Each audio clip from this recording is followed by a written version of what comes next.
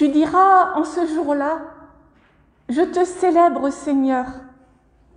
Tu as été en colère contre moi, mais ta colère s'en est retournée, tu m'as consolé. C'est le Dieu de mon salut. J'ai confiance, rien ne m'effraie, car le Seigneur est ma force et ma puissance. Il est mon salut. Vous puiserez de l'eau gaiement aux sources du salut. En ce jour-là, vous direz, célébrez le Seigneur, invoquez son nom.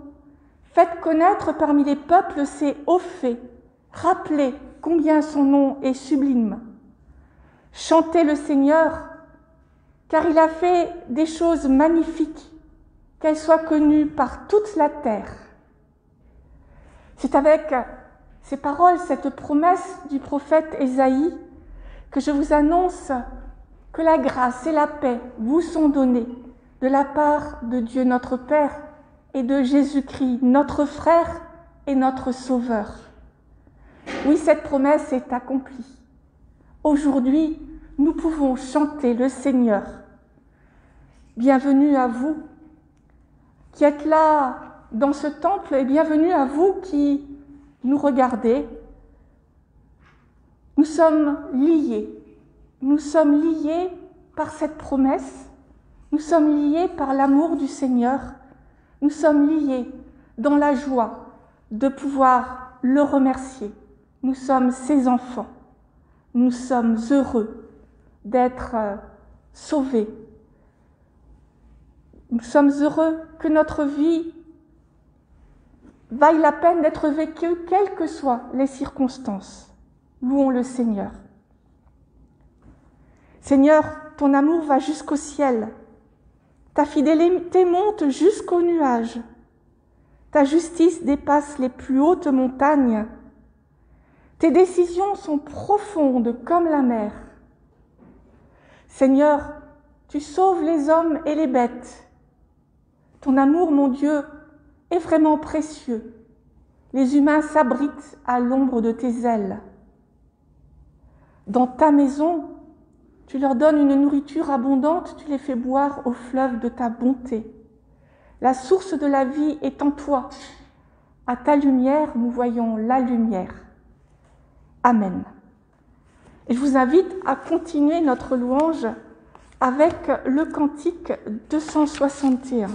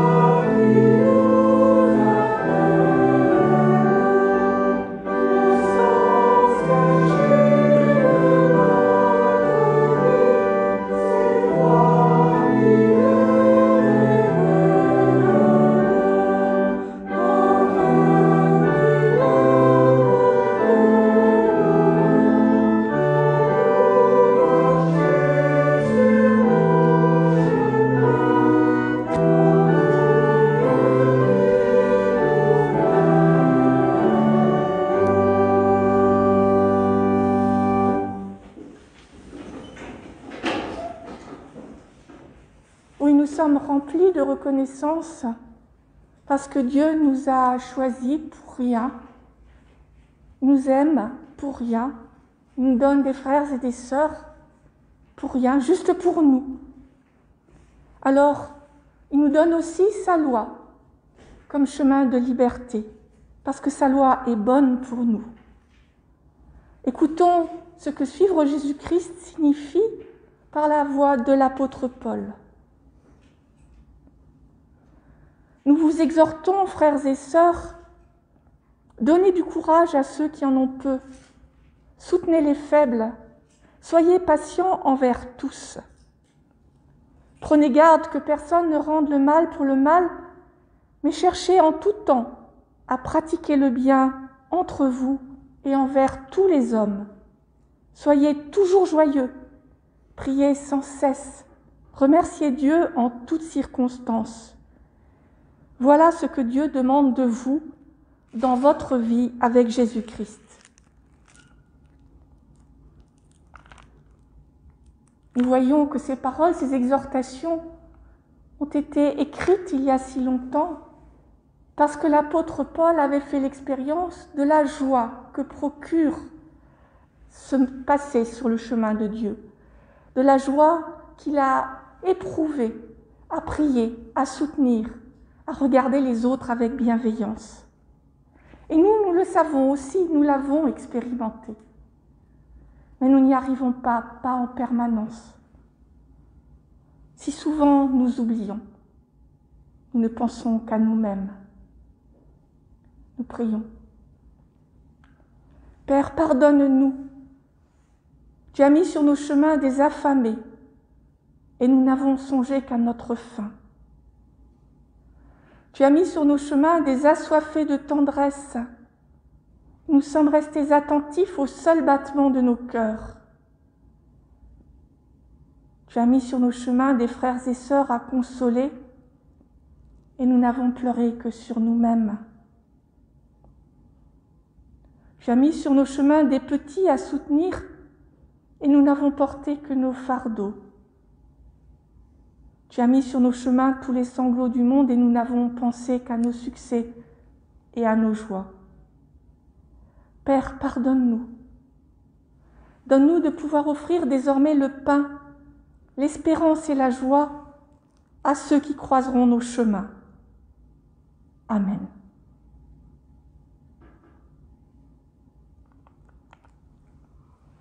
Par la foi de et en celui qui est notre frère et notre Seigneur, nos fautes, nos manquements, nos indifférences sont pardonnées. En effet, Dieu a tant aimé le monde qu'il a envoyé son Fils dans notre monde pour que par lui, nous ayons la vie. Que Dieu nous mette au cœur l'assurance de son pardon et qu'il nous donne de marcher ensemble vers son royaume. Je vous invite à vous lever pour chanter notre reconnaissance avec le spontané dans le petit cahier, le spontané au milieu du petit cahier « Ô mon âme, magnifie le Seigneur ».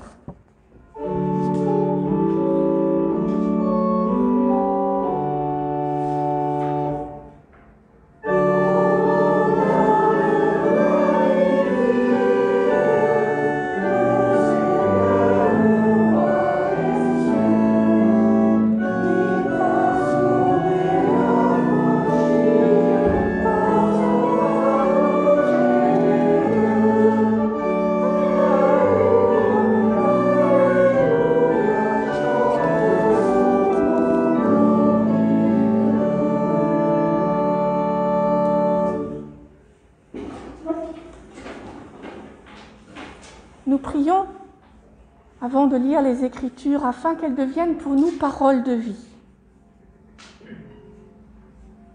Ta parole est comme le feu, éclaire-nous. Ta parole est comme l'eau, rafraîchis-nous. Ta parole est comme le ciel, élève-nous. Ta parole est comme la terre, enracine-nous.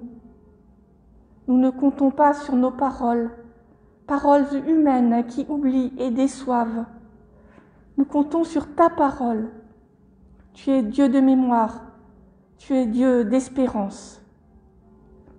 Père, envoie sur nous ton esprit afin que les paroles humaines que nous allons entendre deviennent pour nous paroles de vie, porteuses de joie et d'espérance. Amen. Et nous lisons dans l'évangile du jour, dans l'évangile selon Marc, au chapitre 9, les versets 2 à 10. 6 jours après, Jésus prend avec lui Pierre, Jacques et Jean, et il les conduit seuls à l'écart sur une haute montagne. Il fut transfiguré devant eux. Ses vêtements devinrent resplendissants, d'une blancheur telle qu'il n'est pas de teinturier sur terre qui puisse blanchir ainsi. Élie, avec Moïse, leur apparurent. Ils s'entretenaient avec Jésus. Pierre dit à Jésus, « Rabbi, il est bon que nous soyons ici. Dressons 3 tentes, une pour toi, une pour Moïse et une pour Élie. » Ils ne savaient que dire, car la peur les avait saisis. Survint une nuée qui les couvrit de son ombre, et de la nuée survint une voix. « Celui-ci est mon fils bien-aimé. Écoutez-le. » Aussitôt ils regardèrent autour d'eux, mais ils ne virent plus personne que Jésus, seul avec eux. Comme ils descendaient de la montagne, il leur recommanda de ne raconter à personne ce qu'ils avaient vu, jusqu'à ce que le Fils de l'homme se soit relevé d'entre les morts. Ils retinrent cette parole tout en débattant entre eux. Que signifie se relever d'entre les morts ? Seigneur, ta parole est vérité. Sanctifie-nous par ta vérité. Amen. Et je vous invite à chanter le cantique 449. On chante 3 strophes, la première, la deuxième et la 4e.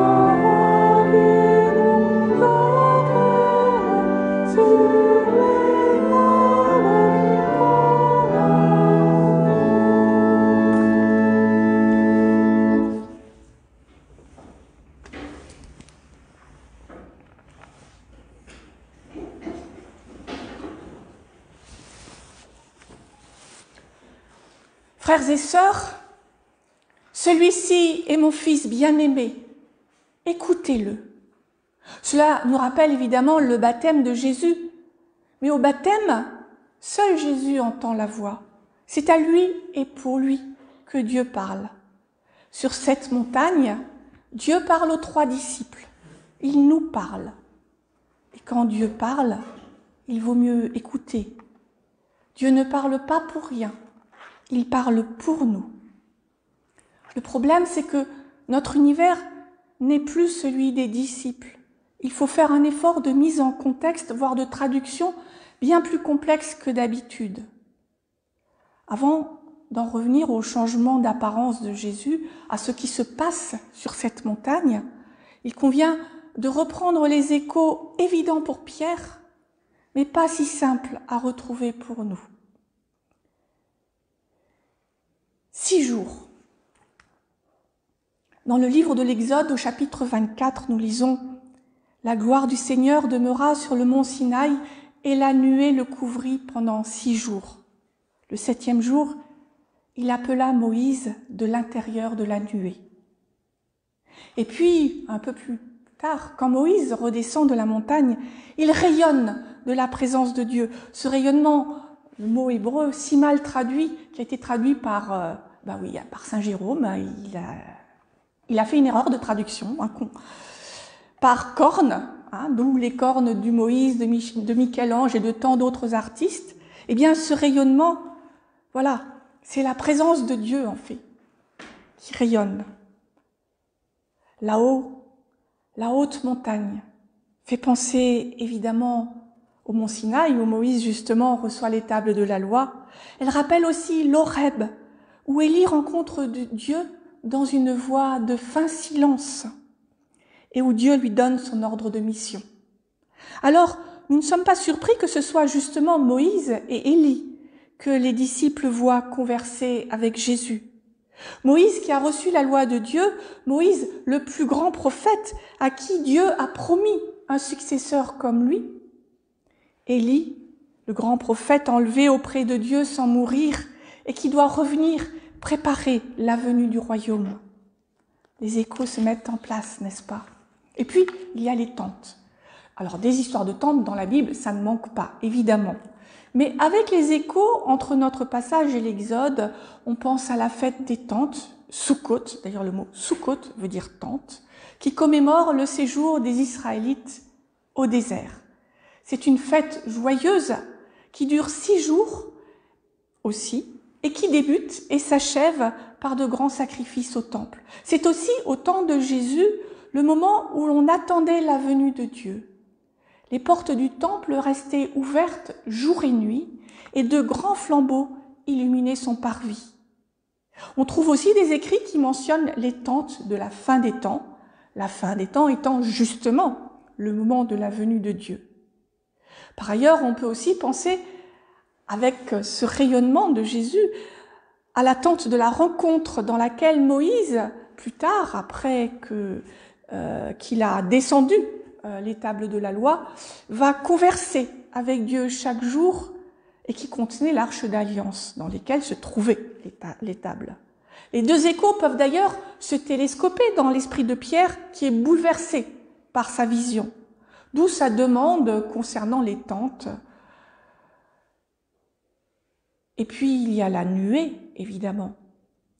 Cette nuée qui enveloppait la montagne au moment où Moïse y était monté, mais cette nuée aussi qui accompagnait et guidait le peuple pendant tout son séjour au désert, cette nuée dans laquelle Dieu se manifestait au peuple.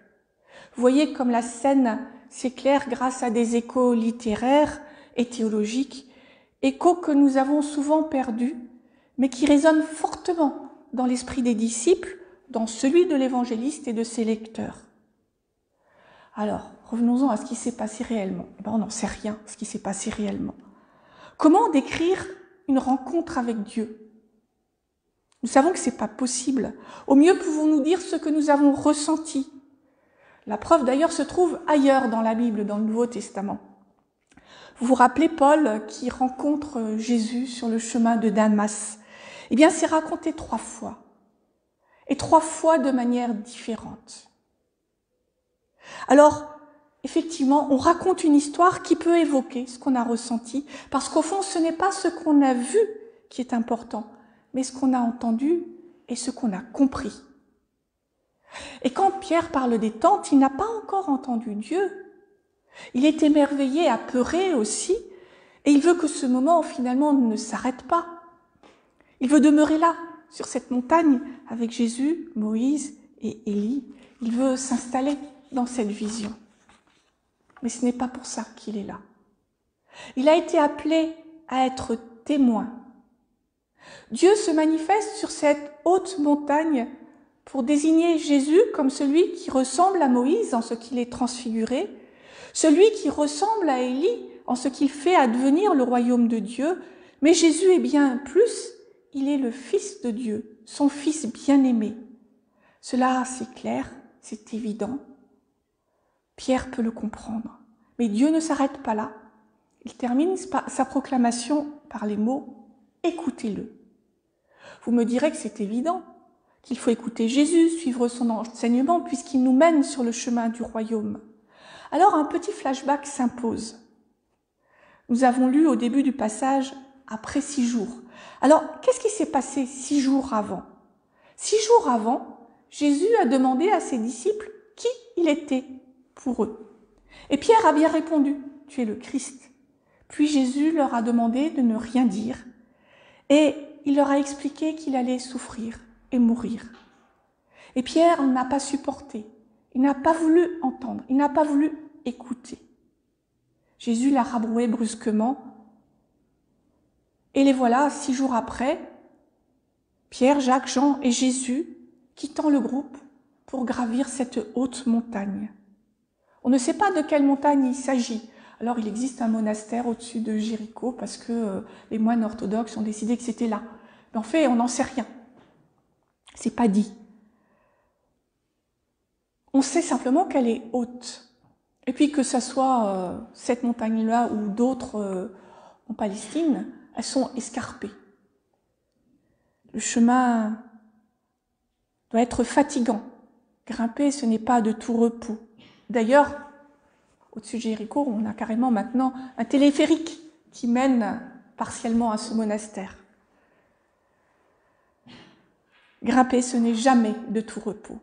Trouver ce que Dieu veut nous dire ne l'est pas toujours non plus. Parfois, il faut se battre avec les textes, prier.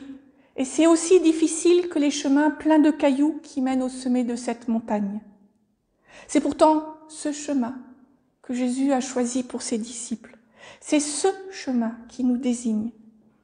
Le chemin facile n'est pas toujours celui qui mène à Dieu. À la question « Pourquoi Dieu ne me parle-t-il pas ?» je peux répondre « Je ne sais pas ». Et c'est vrai. Mais parfois, en réalité, Dieu a parlé, mais nous n'avons pas écouté, ou bien alors nous n'avons pas aimé sa réponse. En effet, cette ascension, sans doute pénible, est récompensée par une manifestation divine extraordinaire et nous aimerions bien tous vivre une expérience aussi éblouissante. Pierre aimerait sans doute bien rester dans cet instant où la gloire de Jésus est manifestée, où ses paroles de mort et de souffrance semblent contredites. Mais ce qui importe, ce n'est pas le décor. Ce dernier n'est là que pour que les disciples se souviennent des paroles qu'ils entendent. Celui-ci est mon Fils bien-aimé, écoutez-le. Écouter Jésus, c'est accepter que celui qui vient d'être glorifié par Dieu est aussi celui qui va souffrir et mourir. C'est accepter sans comprendre pourtant ce paradoxe. D'ailleurs, la résurrection ne le fera pas comprendre. Rappelez-vous les discussions entre les disciples, mais qu'est-ce que ça veut dire se relever d'entre les morts? Eh bien, très honnêtement, nous pouvons tous encore poser la question. Qu'est-ce que c'est que la résurrection? Nous avons l'habitude, bien sûr, dans nos confessions de foi, dans nos cultes, dans nos lectures, nous avons l'habitude, c'est celui qui est abaissé et souffrant qui devient le roi du monde. Mais si on prend du recul et qu'on réfléchit à ce que nous disons dans nos confessions de foi, nous mesurons l'absurde kafkaïen du destin de Jésus de Nazareth. Peut-être n'écoutons-nous pas assez fort, nous non plus.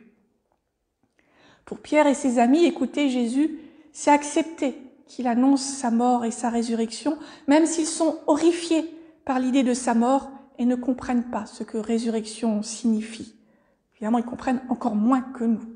Ils le comprendront plus tard, un peu.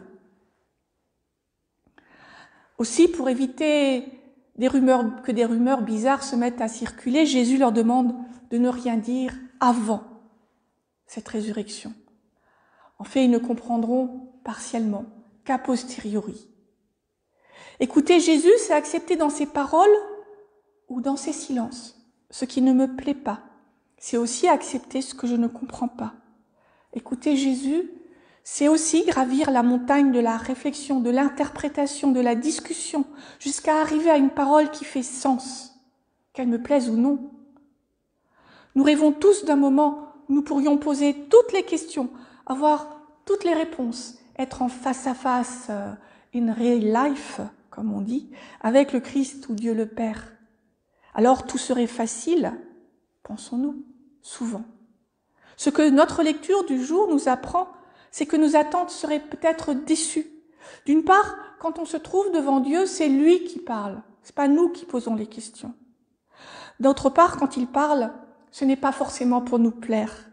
Et enfin, il faut parfois de longues années de recherche, de méditation, de réflexion pour comprendre ce qu'il a dit. Oui, la compréhension n'est pas forcément immédiate. Et même lorsqu'on comprend, comme Pierre et les fils de Zébédée, qu'on est en présence de Dieu, ce que cela signifie n'est pas évident. Un autre exemple nous est donné par l'apôtre Paul. Après le chemin de Damas, après son baptême, il va passer du temps en Arabie pour réfléchir, pour comprendre ce qui lui est arrivé. Il est clair que la plupart du temps, Dieu ne nous parle pas en direct. Pour comprendre ce qu'il veut, nous avons la Bible, qui est le meilleur des outils, mais la compréhension n'est pas immédiate non plus. La parole de Dieu n'est pas immédiatement accessible. D'abord, ce sont des humains qui ont écrit la Bible, qui n'est qu'un recueil de témoignages. Ensuite, elle n'a pas été écrite dans notre propre langue. Et vous connaissez le dicton italien « traduttore traditore », sans compter les erreurs qu'on peut faire, comme Saint Jérôme, à sujet des cornes, mais il y en a des plus graves. La troisième barrière tient à la distance culturelle qui nous sépare des auteurs de la Bible. Lire littéralement la Bible n'est plus guère possible aujourd'hui. Bien sûr, il y a des enseignements intemporels, le commandement d'amour, la règle d'or par exemple. Mais qu'en est-il des esclaves, des femmes, des handicapés par exemple? Enfin, la dernière barrière, la plus redoutable, est celle que nous partageons avec Pierre, celle de nos présupposés sur Dieu, sur Jésus, sur nous-mêmes, sur le monde. Et pour détruire toutes ces barrières, il n'y a qu'un chemin, celui qui est plein de pierres et qui grimpe, qui nous fatigue, mais qui seul nous permet de rencontrer la parole de Dieu et de la comprendre. Amen.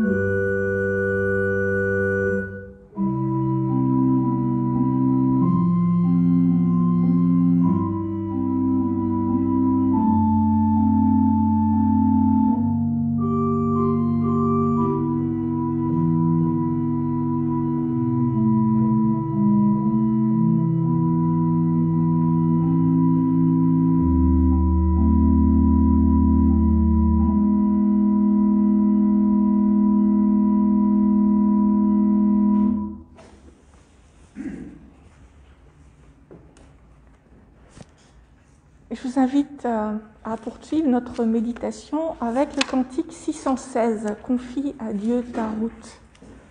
On va chanter les 4 strophes.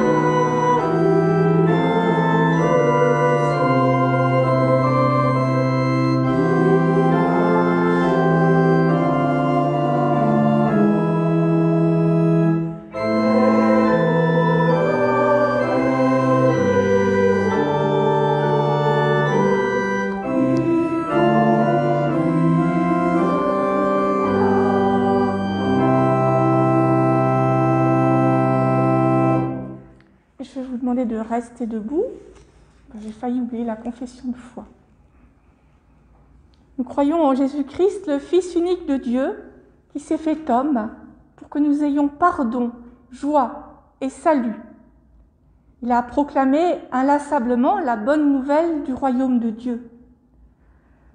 Nous croyons qu'il est mort et ressuscité pour nous donner la victoire sur la mort et l'assurance de notre résurrection. Nous croyons qu'il viendra dans la puissance et la gloire, comme il est venu dans la faiblesse et l'humilité.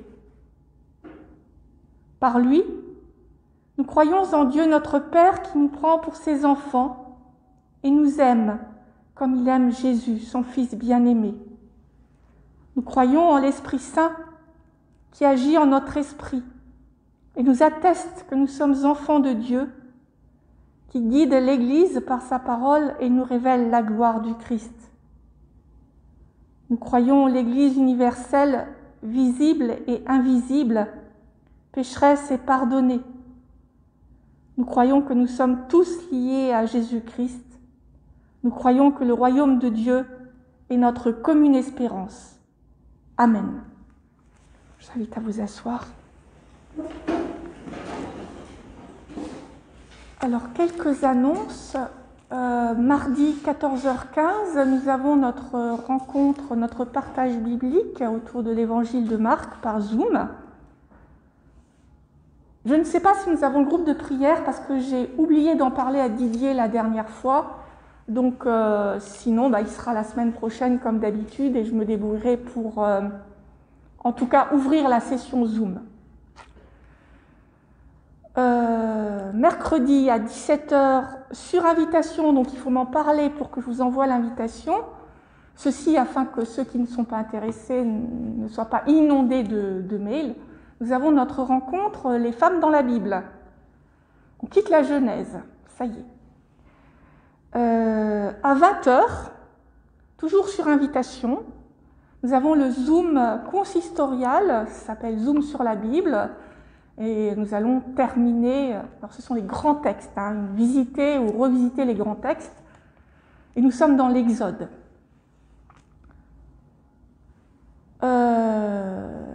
Dimanche prochain, j'espère que nous aurons un culte, ici, mais de toute façon, vous aurez un culte, même si ce n'est pas ici. Et dimanche prochain, l'après-midi, je commence un stage, donc je ne serai pas disponible. Donc il y aura comme d'habitude le répondeur et puis le conseiller de service pour répondre aux urgences. Le 14, c'est Annick qui va présider le culte. Ça va me permettre d'aller enfin voir mon père, qui maintenant est visible, ça y est. Il est en maison de retraite et je peux aller le voir. Et puis commencer avec mon frère et ma sœur à m'occuper de ses affaires. 50 ans dans le même appartement, ça fait beaucoup de choses à trier. Voilà, je crois que j'ai fait le tour.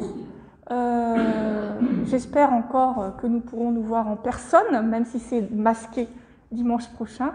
Des nouvelles de Joëlle.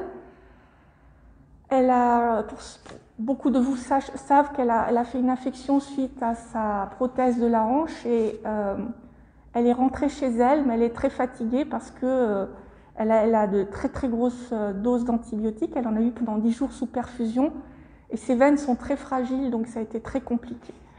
Donc elle est rentrée, elle peut se reposer chez elle maintenant. C'était très difficile, elle ne pouvait pas avoir de visite, donc elle ne voyait personne. Elle a vu Philippe une fois. Enfin, c'est difficile pour toutes les personnes qui sont hospitalisées longtemps, qui sont dans des maisons de retraite où les résidents ne sont pas encore vaccinés. Enfin, les personnes qui sont isolées le sont encore plus en ce moment et nous pouvons les porter dans notre prière. Comme d'habitude maintenant, la petite boîte rose, merci Janine, c'est la boîte qui va recueillir votre offrande à la sortie. Nous prions.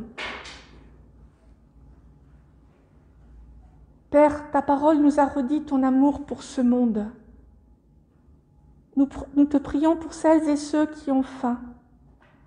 Fais-nous découvrir la joie du partage. Nous te prions pour les immigrés et les exilés. Prépare-nous à les accueillir avec toutes leurs différences. Nous te prions pour les personnes qui sont seules.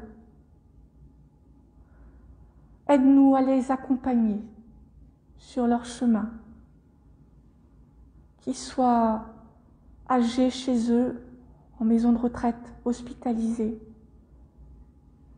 prisonniers. Rappelle-nous qu'ils ont besoin de notre présence. te prions pour les malades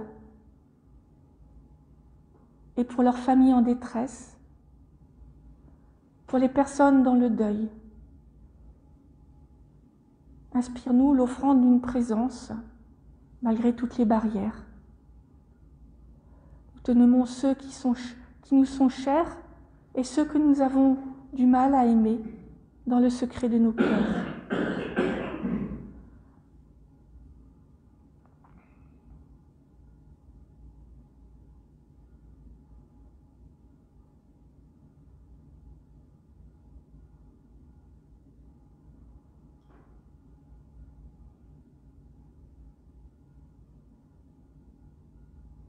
Te prions pour ton Église. Apprends-lui à rester fidèle. Et enfin, nous te prions pour le monde. Enseigne à ses dirigeants et à l'humanité entière que le seul chemin possible est celui de la paix que Jésus-Christ a donnée à ses disciples, à ses frères et sœurs, la paix qui fait vivre. Nous te disons ces mots qui nous rassemblent tous. Notre Père qui es aux cieux, que ton nom soit sanctifié, que ton règne vienne, que ta volonté soit faite sur la terre comme au ciel. Donne-nous aujourd'hui notre pain de ce jour. Pardonne-nous nos offenses, comme nous pardonnons aussi à ceux qui nous ont offensés. Et ne nous laisse pas entrer en tentation, mais délivre-nous du mal. Car c'est à toi qu'appartiennent le règne, la puissance et la gloire, au siècle des siècles. Amen. Je vous invite à vous lever. Celui-ci est mon Fils bien-aimé. Écoutez-le. Que cette parole nous habite et qu'elle nous conduise à chercher encore et encore le chemin qui mène à Dieu. Le Seigneur vous bénit et vous garde. Il tourne sa face vers vous et vous donne son amour, sa joie et sa paix. Amen. Je vous invite à chanter le dernier chant sur le livret.